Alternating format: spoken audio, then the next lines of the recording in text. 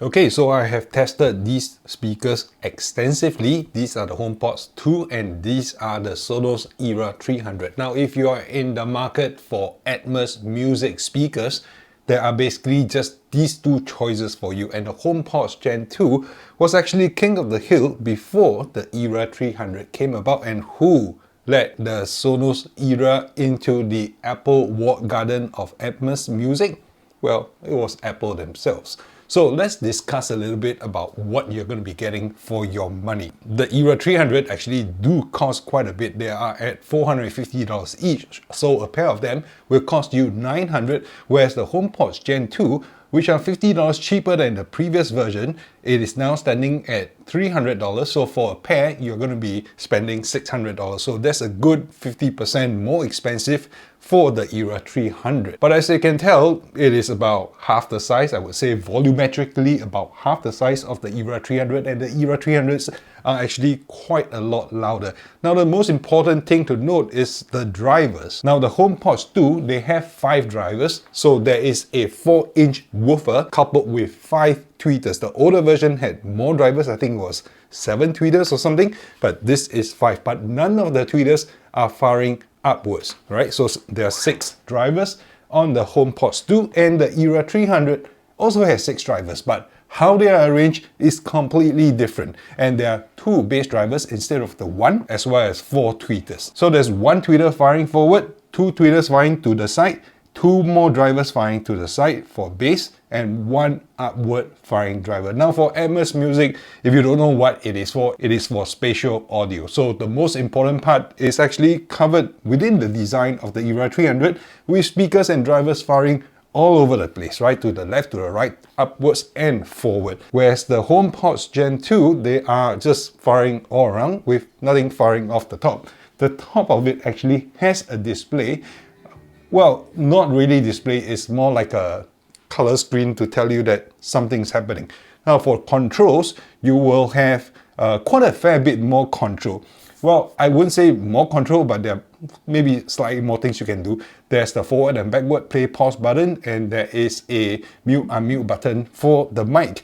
The Era 300 will also tune itself using TRUEPLAY if you are using an iOS device, or Quick TRUEPLAY if you are using an Android device, where it will use its internal mics to measure the surrounding and then tune the sound according to your surrounding. Now there's a touch sensitive strip where you can adjust the volume just right here. The control schema has changed a little bit from previous Sonos speakers, and actually that's quite a good thing. Now round the back of this Era 300, you will see that there are a couple of things, right? There's a mic, a physical on-off switch for the mic. There's a power point, of course, and this is actually a USB-C port. The USB-C port allows for you to add dongles, which will add a line-in input as well as Ethernet jack, depending on which dongle you buy, and they do cost more money. Now, one important part on connectivity is that the Era 300 is capable of accepting Bluetooth inputs, which the Apple HomePods will not be able to do so. Now, there's one very important difference which sets this apart, which is embedded in the software. So I'll touch on that before I even get to the software and how you use this, how you set this up. And the important part is that the height firing driver, the top firing driver on the Era 300 can be controlled by the S2 app. So you can actually adjust for more heights volume if you want to, and it is actually an audible difference that you can hear, and there's not much you can do with the HomePods. And you can also perform EQ on the Sonos Era 300. Now, talking about the software, the HomePods, they don't actually require more software, but it does actually require you to have an iOS or an iPad OS device before you can set those up. So one important thing to note, nothing to download, but you do need an iOS device, whereas the Era 300, you just need the Sonos S2 app, and it will run on both Android and iOS devices. So, well, actually, it even runs on macOS, it runs on PC, it runs also on Android. So it's a lot easier to use the Era. It's a more inclusive ecosystem as opposed to the HomePods. Now, the good thing is that you don't have to download extra software. The moment you turn it on, with an iOS device, with an iPad OS device, it will start prompting you and guide you through the whole process. So setup is really simple for the HomePods. Whereas the Era 300, they are a little bit, well, it's not difficult because with the S2 app, after you launch the S2 app, it does prompt you to go through the setup. It's just one extra piece of software that you have to get. So how do you get Atmos music out of these speakers? With the HomePods, you get it by running the Apple Music app. So the Apple Music app will then pull the music from the Apple server, the Atmos soundtracks, into the speaker directly.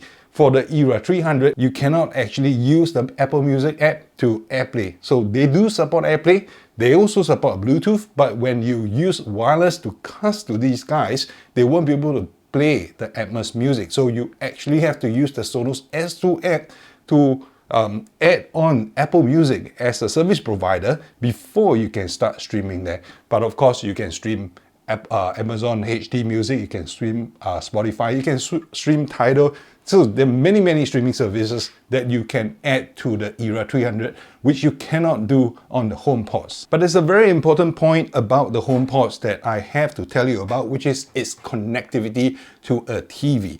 Now, how do you connect the HomePods to the TV?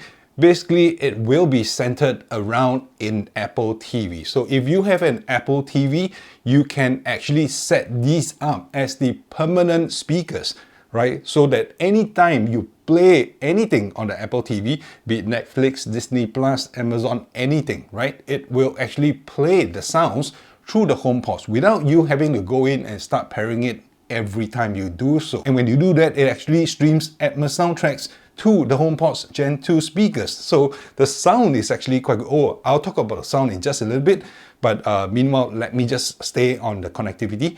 So you can do that with the HomePods, but with the Era 300, you are unable to do so because yes, it has Bluetooth, yes, it has a line-in with a dongle, but when you use those connectivity to your TV, you simply can't, right? Your Apple TV 4K will be able to set these up as Bluetooth speakers as well.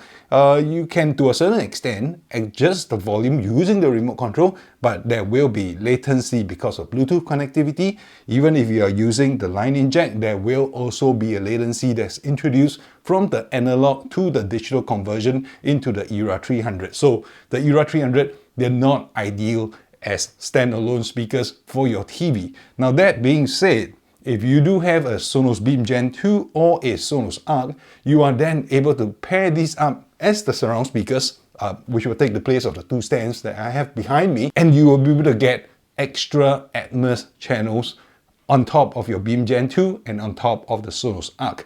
So when they are paired as surround speakers, which means to say they are a lot more flexible than the HomePods, then you will get really good Atmos sound. Now, I've done a video on that before, so if you want to check it out, you just check out the link right here where I have reviewed the Era 300 speakers extensively. So if you're going to go down the path of watching anything on the TV, the Era 300 is not really suitable unless you already have spent quite a lot of money on the Sonos Arc or the Sonos Beam Gen 2. Whereas the HomePods, right out of the box, they are able to pair with your Apple TV. Now, one big trick that they have up their sleeve is that the Apple TV will actually act as an eARC, receptor. So if you connect the Apple TV to your TV, using the HDMI ARC or eARC port on the TV, it will be able to receive the TV sounds from the TV into the Apple TV and then play them on the HomePods. Now that flexibility, if you didn't already know, it exists and you should try it out because it does make anything that is playing on your TV. So you can even play the client, the streamers on your TV or watch TV sounds and they will come out from the HomePods to Gen 2. So that is one functionality which increases the usability of the HomePods way above the Era 300. Like I said, you need to spend a lot more money if you want to use the Era 300 in a home theater environment because you do need to get the Beam Gen 2, which is costing $500, or the Sonos Arc, which is costing $900, and it adds up very quickly. And for a total of $1,800 for the Arc with the Era 300, whereas you're only going to be paying $600 for the HomePods in stereo configuration. In other words, you can get 6 HomePods for the money. Now, another point of connectivity is that the Eras, they can actually connect with any of Sonos subwoofers. Now, that is an important point because, well, the bass here is actually not too bad already. Again, I'll talk about the sound in just a little bit, so just hang on. The sound, the bass is coming out from the Era 300 is not too bad, but you can add a sub mini, you can add a sub Gen 1, Gen 2, Gen 3 to the Eras and they will still work. Now, the good thing about that is you can custom the sound, you can, well, spend even more money on the Era 300 to get the sound level, to get the sound performance that you want. Whereas for the HomePods, you are just stuck with that. There's nothing else you can do with that. You can't deploy them as rear speakers. You can't use them as front. Well, you can use them as front speakers, but you won't be able to add any more subwoofers to it. And you definitely won't be able to pair any more than 2 HomePods into the whole setup. Granted, you can actually do a multi-room setup, and if you have 4 of the HomePods, you can place some in the front, some in the rear, and you can have sound play all throughout, all around the whole room, except that it will not be surround effects. Okay, so for the important part, what you are waiting for is how do they sound like? I'm going to discuss this from 2 perspectives, one from music perspective and one from a movies perspective. Okay, movies one, I'll clear that first because it is actually pretty simple. As I've mentioned, the Era 300 cannot be used on the TV, cannot be used for movies, unless you have a soundbar, which means to say the HomePods will definitely win in that aspect. But when I do pair the Era 300 with a soundbar, either the Beam Gen 2 or the Arc, they actually sound superb. They are glorious. The Atmos effect, because of the fact that there are upward firing drivers right here simulating physical Atmos heights effect, the sound is actually a lot better than what the HomePods can deliver. Now, on the movies front, the HomePods actually cast a very, very spacious, very, very wide soundstage, and even with the 2 of them right at the front, when you start hearing the sounds that are supposed to be coming from the side, they actually do sound like they are coming from the side. But what I don't get is the upward firing effect, the heights effect, right? I do not get a good sensing of a heights effect. Whereas if I were to pair this with a Beam Gen 2 or the Sonos Arc, the Era 300 actually do produce very audible kind of heights effect, and you can actually adjust the heights effect somewhat, which I did, and you can definitely hear the difference. And of course, you can then add on subs, which will make your home theater sound really, really glorious, but that is totally another rabbit hole, another path altogether. The HomePods on their own, they actually perform surprisingly well for movies and TV programs, right? TV program is easy to sound good because they do present a kind of very upfront and a very stage present kind of vocals, right? A lot of voices are going to come to you very, very clearly, and they occupy quite a fair bit of the sound. So if you have problems with dialogue, you're not going to have problems with the HomePods Gen 2 because the whole sound signature actually sounds like it is right in your face, all right? To a certain extent, I could even say that voices sound a little bit too jarring and maybe a tad unnatural. It's like they intentionally pushed it up front so that you won't have problems with dialogue. But bass notes, right? The 4-inch drivers in the HomePods, they actually sound pretty good and they go rather deep. Now, I have a frequency response chart. I seldom do frequency response charts for non-Sonos products, but I'll show it to you anyway. So on the screen, you'll see 2 lines, right? The green lines represent that of the Era 300 in stereo configuration, and the red line represents that of the HomePods in stereo configuration. Now, I won't go into a lot of details, but I'll break it down into 3 parts. Now, I didn't kind of smooth out the entire curve as much as I usually do because I want to bring your attention to a couple of things, right?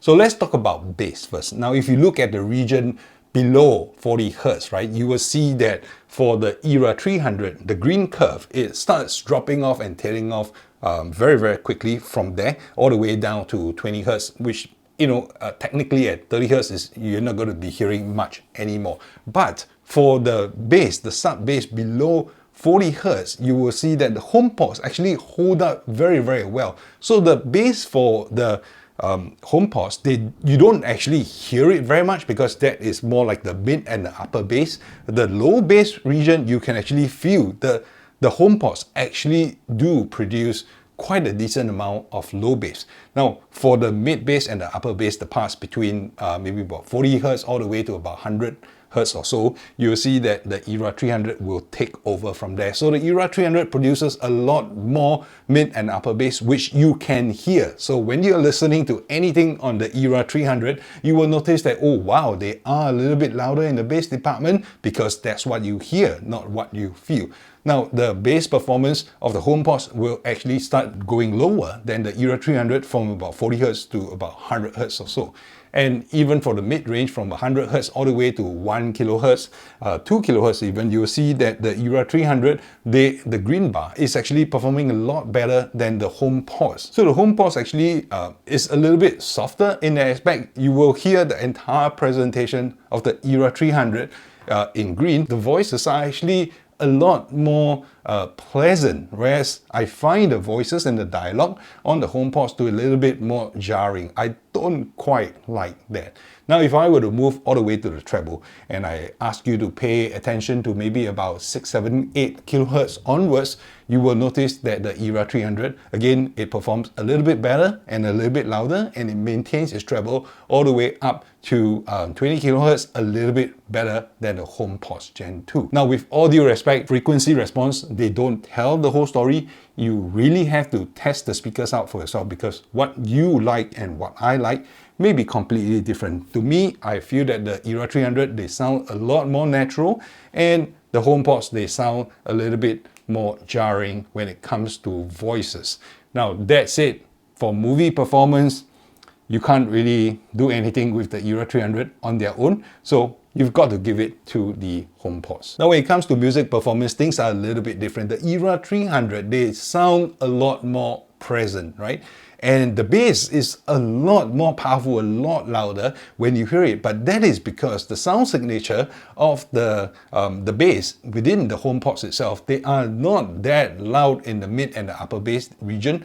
It does maintain its lower bass down quite extensively and way better than the Era 300, but you don't really hear that. So when it comes across in music, you will find that the Era 300 sounds a lot better in the bass department. And when vocals come through, I don't quite like the HomePods either, because they are very fatiguing. It makes you very hyped up. How do I say this? When you're listening to music, it feels like somebody is singing into your face, shouting at you, and the vocals are always present, right? But the soundstage is actually maintained pretty well for the HomePod. So I do like them. It is not that it is a bad thing. It's just that if I were to use it for music alone, I will probably consider the Era 300. If I were to use them for movies, fine, great. I don't need a soundbar, just the two of them, it is good. Now, when it comes to spatial audio, right? And this is what the whole video, this is the purpose of these two speakers. When it comes to spatial audio, the HomePods was the king. It kind of like was the mainstay of the speaker that you could use for Apple Atmos music. Well, you could get Atmos with the earbuds, right? The Beats have them, the Apple AirPods and the AirPods Max, they do carry Atmos, but you don't have a speaker to do that. So with the HomePods, it was the way to get Atmos music onto a speaker format. But with the introduction of the Era 300, I will tell you that it blows the HomePods out of the water in many, many aspects. If you're all out for sound quality when it comes to Atmos music, the spatial audio effect, the performance of the Era 300 will, make you give up any thoughts of buying the HomePods for Atmos music, because it just does a much better job at producing Atmos music than the HomePods itself can. And the vocals, the thing about the vocals that I don't like about the HomePods is just that they are too upfront and too in your face and too piercing, too fatiguing. It's quite a lot of bad things about the vocals on the HomePod. If you were to just set it aside and let it play music, sure, it will do a good sound. It will do a good job at reproducing sound throughout the whole room. In fact, if you walk around a HomePod on its own, you can't actually tell, know, that the speaker sound is changing, right? Because there are tweeters all around that will fire the sound outwards. It's just that you don't get the Atmos effect. And the vocals on the Era 300, they do sound a lot better, a ton better. It is smoother, it is more mellow, it doesn't shout in your face. It's not that shouty, it's not that present, it's not that, the presentation is just all around a lot easier to listen to if you are into vocals. Now, if you're into smart speakers, of course, the HomePods with the hey, whatever, they integrate with your Apple Life very well. So everything that you need, Apple is able to answer them, Siri is able to answer them very, very well. Whereas the Google Home Assistant is dropped from the Era 300. They do have Hey Sonos, okay, but Hey Sonos is not a smart assistant, it's a voice remote control where you can tell Sonos to increase volume, reduce volume, play, stop, forward, backwards. You can ask the time, but you can't ask the date. But anyway, so besides that, so the question is, who should be buying which speaker? Is it the HomePods or is it the Era 300 for Atmos music? Now let's talk about the HomePods first. Who should buy the HomePods? If you're an Apple user, buy the HomePods. If you're an Apple TV user, buy the HomePods. If you're not currently using Sonos products like the Beam Gen 2 or the Sonos Arc, buy the HomePods, because with these, you don't get movies watching experience, you don't get sound from the TV, whereas the HomePods, they do. It's not to say that if you have an Apple TV, you must get the HomePods. You can also get the Era, but that means you have to get the Sonos Beam Gen 2 and the Sonos Arc as well. If you are heavily invested in the ecosystem, for iPhones, for iPads, for Mac, for Apple, right, basically, you get the HomePods. Now, then who should buy the Era 300? Now, you buy the Era 300 when you prioritize sound performance, sonic performance above all else. Nothing else matters. You want sonic performance, you get the Era 300. It is not that smart a speaker, but because you are prioritizing sound quality, then, you know, go for the sound quality, right? If you are a Beam Gen 2 or a Sonos Arc user, go for the Era 300. I guarantee you it will change your movie watching experience.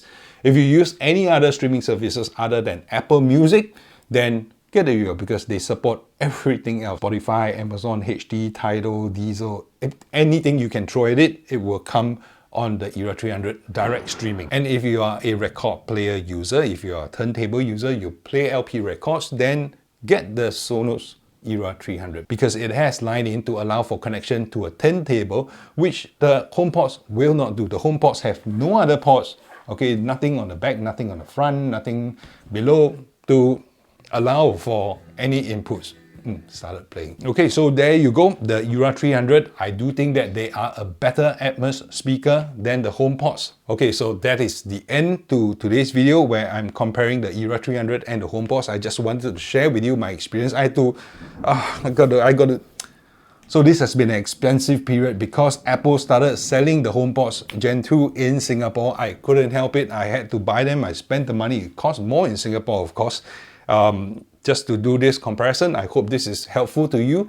If you have any questions, drop them in the comment section down below. If there's anything that you want to hear more about the HomePods, do let me know as well in the comment section below. If you do want to check out more information on the Era 300, do check out the videos that I've made in the past 2 or 3 weeks where I've spoken about the Era 300 extensively.